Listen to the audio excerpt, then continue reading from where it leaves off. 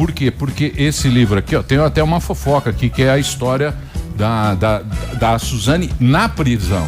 Ela na prisão. Então, quer dizer, esse livro não é simplesmente a história dela até o crime.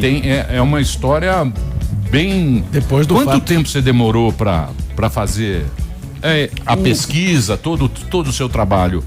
Eu levei 3 anos pesquisando e 1 ano escrevendo. O livro, Emílio, ele começa do momento em que a Suzane conhece o Daniel Cravinhos até os dias atuais, até a última saída que ela teve da cadeia. Sim. Então, assim, a parte principal do livro, que é o que tem assim, de mais inédito de documentos sobre a vida da Suzane, é a vida dela de presidiária. São os 14 anos que ela passou presa, desde que ela entrou no sistema prisional em 2002 como indiciada, como presa reconfessa, até o momento em que ela conseguiu as saídas do regime semiaberto.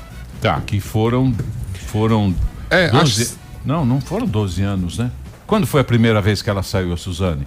Ela foi condenada em 2006. Ela cometeu o crime em 2002, ela foi condenada em 2006.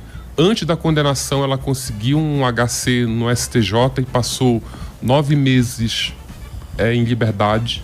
Aí, depois da condenação, ela ficou presa ininterruptamente até ela migrar para o regime semiaberto em 2016. No regime semiaberto, ela sai 5 vezes por ano e passa 7 dias a cada saída fora. Que são aquelas saídas polêmicas no Dia da Mãe, Dia dos Pais. Ô, Ulisses, eu vi uma entrevista sua, fiquei bem assustado, porque a Suzane é muito manipuladora. E aí, quando você trabalhava na Veja, negociando o livro, você foi falar com ela como ela tentou te manipular.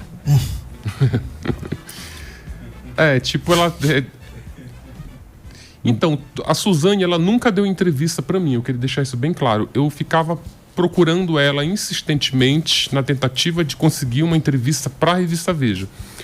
Quando eu comecei a pesquisar para o livro, eu já não achava tão interessante entrevistar a Suzane, porque como é uma biografia não autorizada, se eu conversasse com ela, se ela tivesse voz no livro, passaria a ser uma biografia autorizada. E esse tipo de biografia, ele fica justamente mais interessante quando o personagem biografado não é ouvido. A gente constrói o perfil da Suzane entrevistando os amigos e os inimigos dela. Assim a gente tem uma radiografia mais fiel. Companheiro de cela. Até porque é um psicopata, né? Você fazer uma biografia autorizada dando a voz a um monstro, a um psicopata, é uma coisa absolutamente infame.